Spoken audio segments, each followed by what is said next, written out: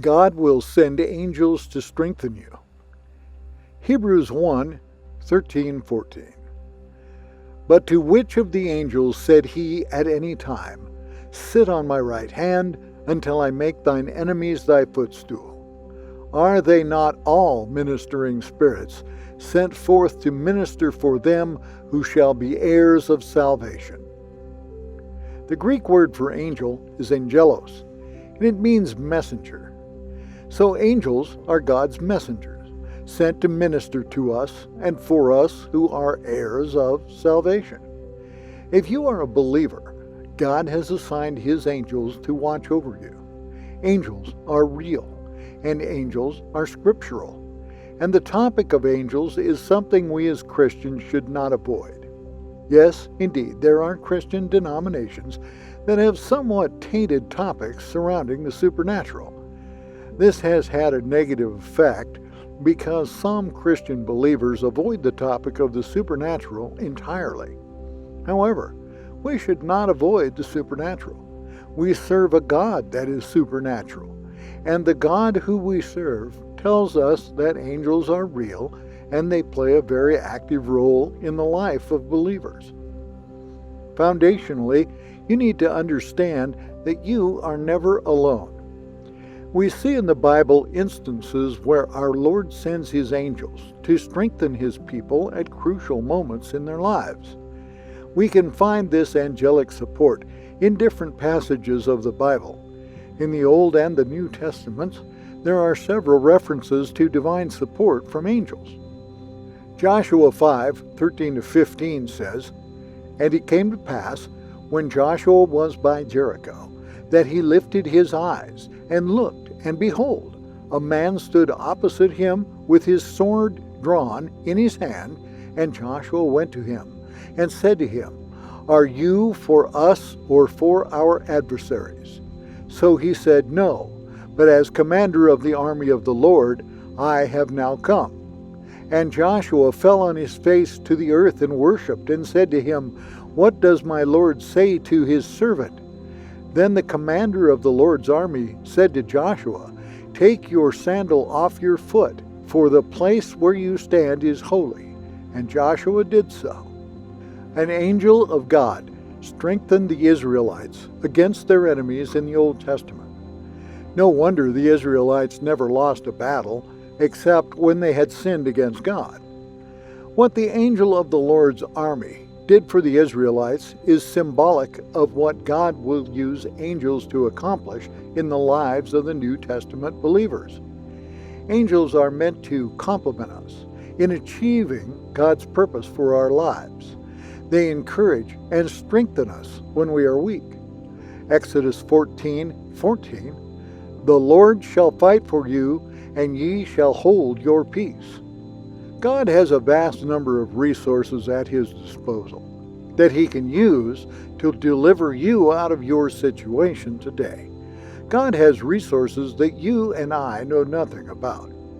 And one of those resources he has are an innumerable number of angels. God is your Father, and he is a Father who is actively interested in your life. Get this idea that God doesn't care about you and your well-being out of your head. Get this idea that you are a second-class citizen in the eyes of God out of your head. God actively cares about you. He is interested in your life. The Lord shall fight for you. God is with you in the battle. Don't give up. It's interesting to know that God sent an angel to strengthen and prepare Jesus Christ for his death. Luke 22:40-44. And when he was at the place, he said unto them, Pray that ye enter not into temptation. And he was withdrawn from them about a stone's cast, and kneeled down and prayed, saying, Father, if thou be willing, remove this cup from me. Nevertheless, not my will, but thine be done. And there appeared an angel unto him from heaven, strengthening him. And being in agony, he prayed more earnestly, and his sweat was as it were great drops of blood falling down to the ground. In response to Jesus' prayer, The Father did not take the cup from Jesus, but he strengthened Jesus by angelic messengers to be able to take and drink the cup. While Christ was not delivered from his sufferings, he was strengthened and supported under them.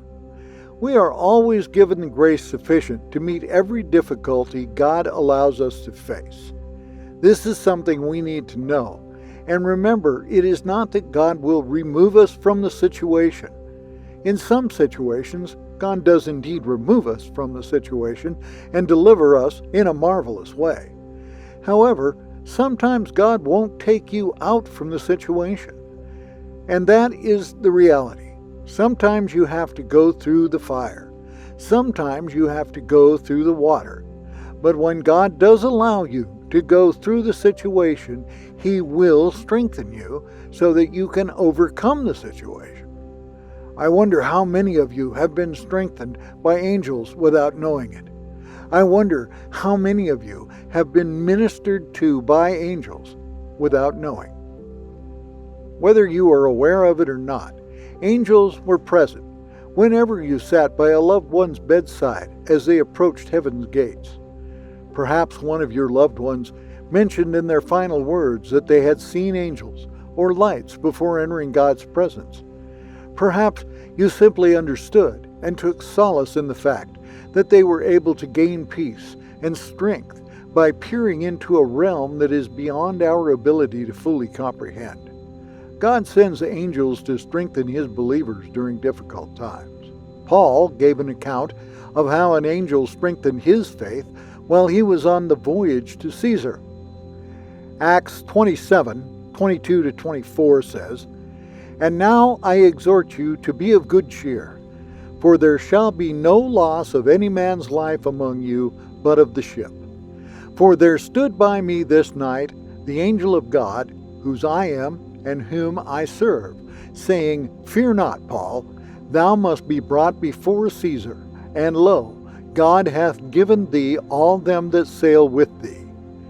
In this passage, Paul and everyone on board was threatened by the storm that beat hard against their ship, but an angel appeared to Paul and strengthened him. Adversity comes in a variety of forms. These confusing predicaments interrupt our lives at the most inconvenient times, and the frustrating thing is that adversity does not require an invitation. Adversity and calamity doesn't care whether you're rich or poor, tall or short, green or red, married or single. It just comes uninvited. And we find ourselves caught in the middle of the storm. One moment life seems to be serene, then we wake up and there is a storm. The good news of the gospel is that you can find an anchor in the midst of adversity if you are a child of God. God will provide you with strength and support during the storms of your life. Paul was not only strengthened, but he also encouraged the 276 souls on board with him. Like Paul, the storms may be beating hard against your life, but God will send his angels to strengthen you. The people around you may have given up on you and your situation. You may appear to be alone, but remember this: God will not leave you nor forsake you. God does not want you to run your life on your ability alone. This is why he provides us with help from his angels.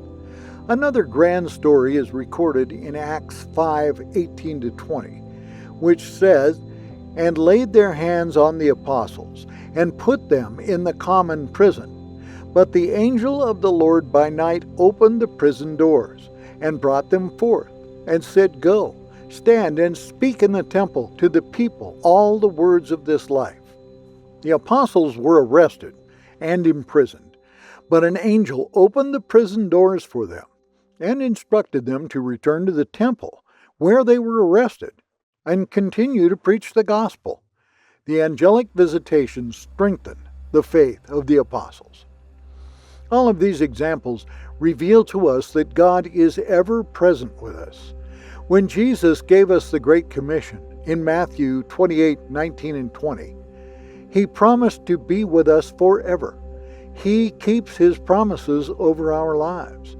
The psalmist says that God will give His angels charge over us to keep us from dashing our foot against a stone. Psalms 91:11 and 12. We must note that angels are not to be worshipped or prayed to. Worshipping angels specifically goes against the first commandment of God. It is only God who deserves our praise. We read in Genesis 20:3, "You shall have no other gods before me." The issue with idolizing angels is that people mistakenly believe that if they can win the favor of angels, they can win the favor of God. No living saint, priest, or angel is required for us to pray to God. Our high priest and mediator is Jesus Christ. An angel of God doesn't accept worship. We read in Revelation 22:8 and 9, "And I, John, saw these things and heard them.